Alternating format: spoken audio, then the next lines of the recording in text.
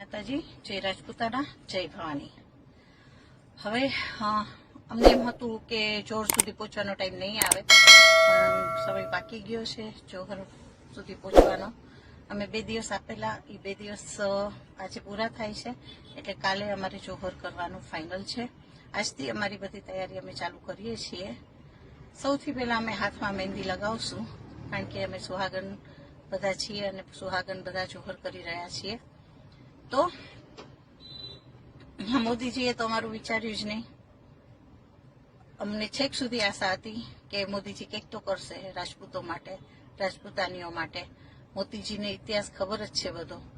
ખબર નહીં કેમ રાજપૂતો અને રાજપૂતાનીઓના જે ઇતિહાસ એને ખબર છે, રજવાડા આપી દીધા છે એક જ વાર કીધું, અને તે છતાં મોદીજીને ખબર નહીં કેમ એવું નથી લાગતું કે રૂપાલાને કાઢવો જોઈએ એમ।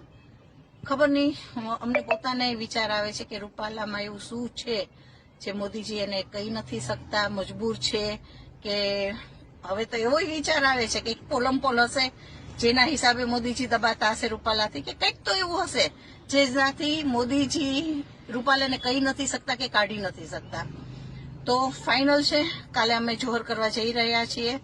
હવે બાકી શું થશે એના માટે થઈ જાઓ તૈયાર મોદીજી।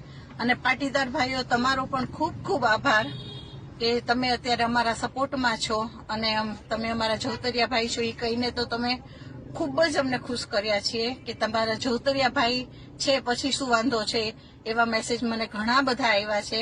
એ બધા જ ભાઈઓને મને સાચે દિલથી આભાર તમારો। જય રાજપૂતાના, જય ભવાની।